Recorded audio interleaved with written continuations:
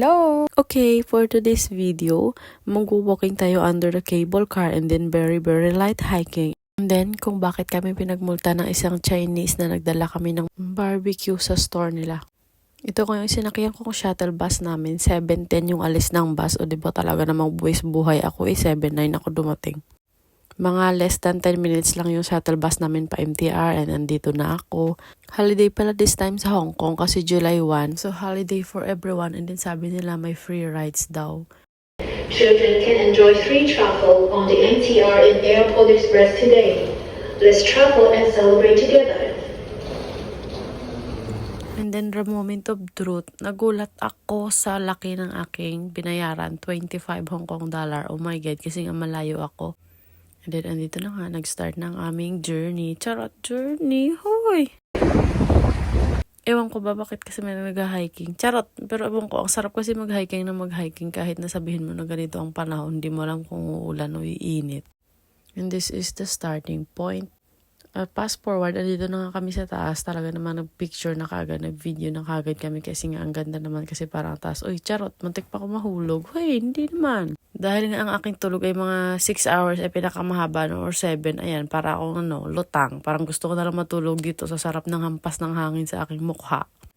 Doon pala kami galing sa kabila. Tapos yung nakikita niyong tulay, doon kami naglakad kanina. Tapos doon din yung sakayan ng cable car. O di ba mapadrone kami kasi nga wala kami pambili ng 360. Uy, baka naman, Lord. Baka naman, charot. Grabe na yung buhok ko. Talaga naman lumalaban na talaga. Hindi ko na talaga kaya. Uy, ang arte. Nag-iisip nga ako kung bibili ba ako ng Insta360. Ang liit lang pala ng inakyat namin dito. Parang ano lang to, pang poste. Tapos talaga naman umikot-ikot kami dito. Yan, para mahuhulog kami dito sa lakas ng hangin. Talagang kapit na kapit pala sila. Oh. Mga 11:30 na ata to. Talaga sige, ibilad natin yung ating mga utak. Tapos yan, yung airport. May photographer dyan, tinatimingan niya yung pagkuha ng pag-akyat ng eroplano. Ayun o, yung hinahabol niya. Tsara all hinahabol, hindi pwede yan kuya. Tama na yan. Tapos after namin mag-imuto-imut dito sa taas, nag-decide kami na bumaba na. Tapos yan yung dinadaanan ng cable car. Tapos ito pala yung cherry blossoms na sikat yung pinupuntahan dito tuwing ang spring season. Madami din pala nagja-jogging sa area. Sana all masipag. Tapos yan yung tulay na nilakad namin. Tapos doon din yung bundok na pinuntahan namin kanina. Yung doon kami nagpicture sa taas. Tapos another bundok na naman yung nalakbay namin. Which is hindi naman talaga as in bundok na mataas. Sana all nakakaingit. Ang sweet nila. Hindi pwede. Charot. Ang dami palang namimingwit dun sa baba. Ayoko na talaga ng mga ganitong moment. Hoy, charot, usong-uso yun dito sa kanila. Yung wala lang sa kanila, yung magyakapan o maghalikan sa daan kasi mga walang pakialam yung mga tao. Diyan kasi kami dadaan sa construction site na yan. Tapos andito na kami. Sobrang init. Ang init na sa taas na nagpasa naming bundok. Tapos wala pala ako nakuhang matinong video kasi tumakbo ako. Dito para makababa na kagad kasi nga sobrang init tapos walang puno. Talaga namang natutuyo na yung utak. Uy, charot! Tapos nakakatawa itong babaan na to. Sabi ko parang mga nasa Switzerland lang kami. Huy, ang arte. Charot. Parang naging Switzerland yan. Panira lang itong mga ginagawa nila dito. Ang dami naman nilang decoration. Hanggang kailan po ba ito matatapos? Charot. Tapos dun sa baba, may mga namimingwit din doon sa ibaba. Tapos may mga nangunguha ng talaba. Pwede sana makikuha. Kaso lang iba ka naman matuluyan na kami dito sa sobrang init.